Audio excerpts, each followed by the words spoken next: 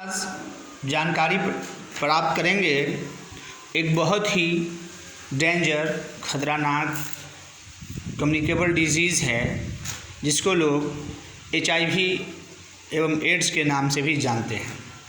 ये आज के समय एक बहुत ही खतरनाक बीमारी मानी जाती है और अब तक ये लाइलाज है, इसका कोई इलाज नहीं हो पाया है और ये लाइफ थ्रेटनिंग है, मृत्यु का कारण बन रहा है लाखों लोगों के लिए। एक वैश्विक स्तर पर ये महामारी का रूप ले चुका था, लेकिन CDC और संसार भर के अन्य देशों के द्वारा भारत में भी जागरूकता फैलाया गया।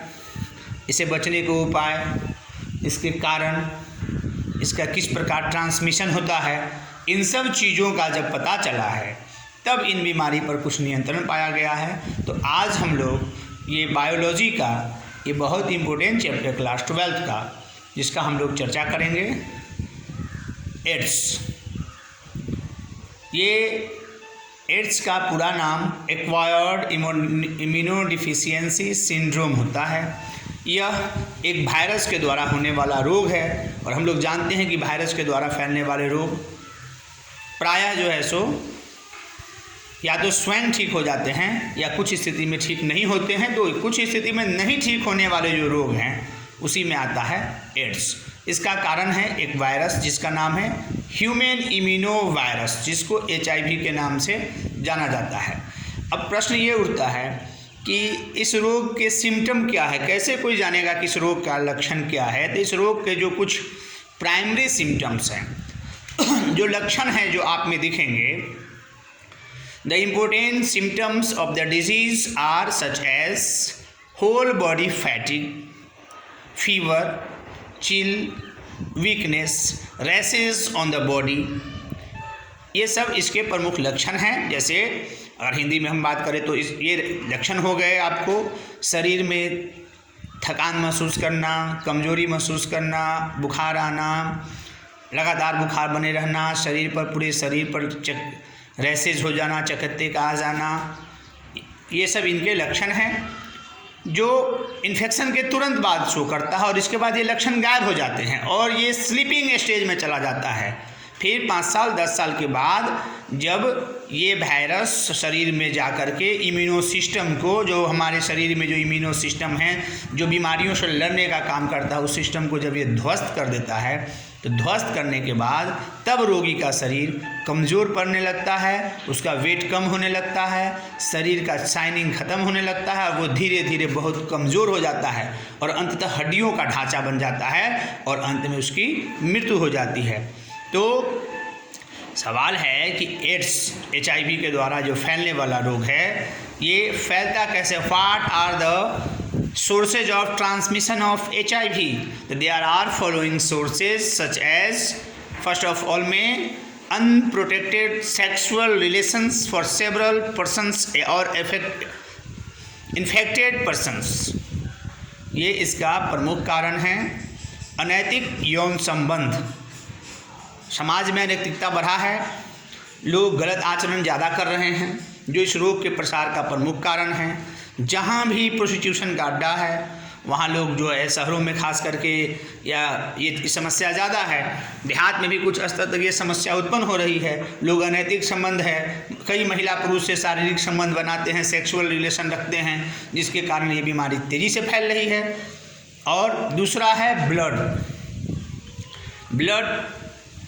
एक ही इंजेक्शन से दोबारा सुई लगा दिया जाता है कहीं कहीं। अगर वो किसी इन्फेक्टेड वर्सन के द्वारा दिया गया सुई हो, उसी से अगर किसी स्वस्थ व्यक्ति को लगा दिया जाएगा तो उसे भी वो बीमारी फैल जाएगी। किसी न किसी रूप में ब्लड का टच होना, मतलब कि संक्रमित व्यक्ति का ब्लड स्वस्थ व्यक्ति के शरीर में अगर किसी भी कारण से प्रवेश कर जाता है तो वह व्यक्ति भी HIV एड्स का शिकार हो जाएगा।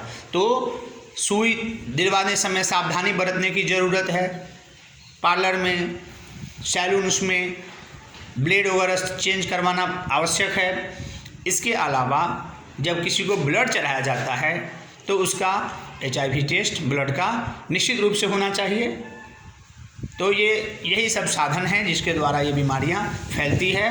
मुख्य रूप से शारीरिक संबंध और रक्त संबंध, जहां ब्लड ट्रांसफ़र होता है एक व्यक्ति से दूसरे व्यक्ति के शरीर में जाने की बात आती है, तो ये अगर संक्रमित व्यक्ति का अगर रक्त है जो ऑलरेडी एड्स या HIV से संक्रमित है, तो वो बीमारी स्वस्थ व्यक्ति को ही फैल सकता है। अगर कोई व्यक्ति किसी HIV या एड्स से संक्रमित व्यक्ति के साथ शारीरिक संबंध बनाता है, उसके साथ सेक्सुअल रिलेशन कायम करता है, if a person is in relation of sexually relation of any infected person, there is the maximum chance that that person must be affected in future।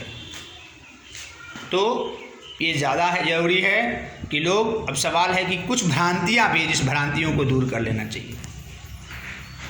भ्रांतियाँ ये है कि सबसे पहले कैजुअल कॉन्टेक्ट से, हाथ मिलाने से, साथ भोजन करने से, साथ रहने से HIV एड्स नहीं फैलता है। लोगों में ये भ्रांतियाँ हैं कि वैसे लोगों से घृणा नहीं करनी चाहिए और इससे ये एड्स नहीं फैलता है, थूक के द्वारा नहीं फैलता, मच्छरों के काटने से नहीं फैलता। अब है कि इससे बचने के उपाय क्या है। इसके बचने का उपाय है कि अनैतिक संबंध से बिल्कुल दूर रहिए। किसी अन्य व्यक्ति के साथ, किसी भी व्यक्ति के साथ, एक से अधिक व्यक्ति के साथ शारीरिक संबंध नहीं होना चाहिए, तो ये बीमारी पूरी तरह कंट्रोल हो जाएगी। और दूसरी जो सबसे बड़ी बात है कि सुई देने के लिए हम लोग डिस्पोजेबल सिरिंज का प्रयोग करें। बताया गया है कि डिस्पोजेबल सिरिंज आता है, एक सुई एक बार देना है, उसको फेंक देना है, उसको डिस्ट्रॉय कर देना है। और मान लीजिए कि किसी व्यक्ति को अगर ये बीमारी हो गई तो क्या तुरंत मर जाएगा? नहीं, तो उसके लिए कुछ दवा आती है, एंटीवायरल मेडिसिन है, जो सरकारी अस्पतालों में मुफ्त दिया जाता है। वो ट्रीटमेंट के लिए उपयोगी है, जो वायरस के द्वारा शरीर के बॉडी पर जो प्रभाव पड़ता है उसके रफ्तार को कम कर देता है। और ये दवाएं नियमित रूप से लेकर के जाकर के जहाँ जो हॉस्पिटल, गवर्नमेंट हॉस्पिटल है, वहाँ वैसे व्यक्ति जाकर के अपना रजिस्टर्ड करवाए और वहाँ दवा को ले करके नियमित रूप से वो लंबे समय तक जीवित रह सकता है। तो आज का जो हमारा टॉपिक था, ये बायो का एक कम्युनिकेबल डिजीज़, एक्वायर्ड इम्यूनोडिफिशियेंसी सिंड्रोम,